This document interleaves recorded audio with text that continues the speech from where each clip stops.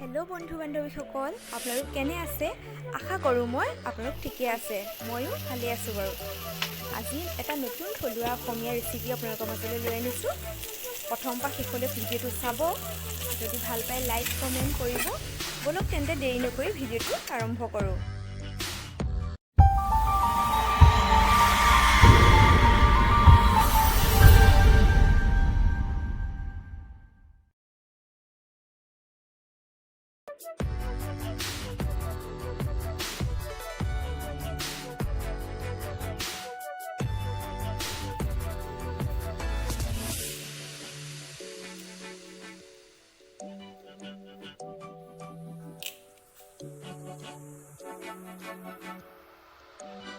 এয়া মই লৈছোঁ কচুৰ লতি আৰু লগত লৈছোঁ টেঙামৰাৰ শাক।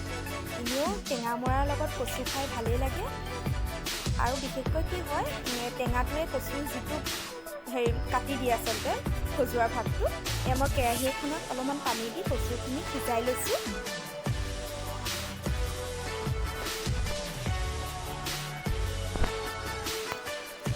এয়া সিজিবলৈ দি আছোঁ।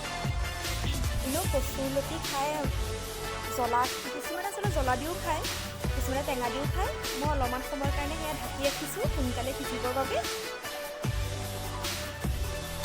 এয়া অলপমান উতলিছে আৰু তাতে মই হালধি গুড়ি অলপমান দি দিছোঁ আৰু লগতে পৰিমাণ অনুসৰি অলপমান নিমখ দি দিব।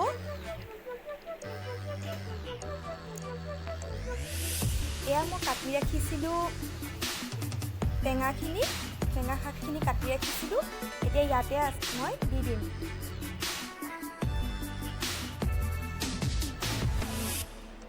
এবাৰ আপোনালোকে এইদৰে খাই চাবচোন, বিশেষকৈ গৰম দিনত খুব ভাল লাগে। এবাৰ লৰাই দিছোঁ এইদৰে। অকণমান সময় আকৌ সিজিবৰ বাবে ঢাকি ৰাখিছোঁ। এয়া উতলি গ'ল আমাৰ যিহেতু, সেইবাবে কাঢ়ি দিছোঁ কচুখিনি। এতিয়া মই সেইখন একেখন কেৰাহীতে তেল অকণমান ব্যৱহাৰ কৰি, যিহেতু এনেকুৱা জাতীয় বস্তুত তেল বেছি নালাগে, দাইল জাতীয় বস্তুত, তাতে তেল অকণমান দি মই অইন একো মা মছলা একো ব্যৱহাৰ নকৰি, পিঁয়াজ নহৰু একো নিদি মই অকণমান গোটা জিৰা কেইটামান তাতে দি দিম।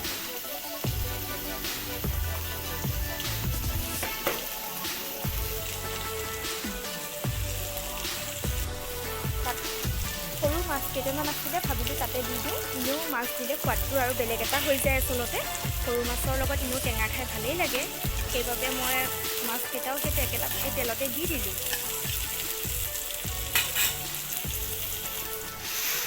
এতিয়া সেই কচুখিনি দি দিলোঁ তাতে।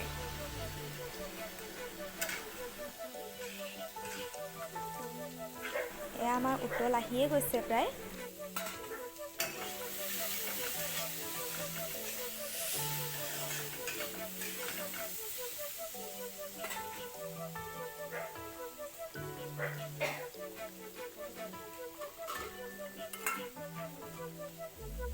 এবাৰ অকণমান সময়ৰ বাবে ঢাকি ৰাখিছোঁ, যাতে সকলোবোৰ তাত সিজি যায়।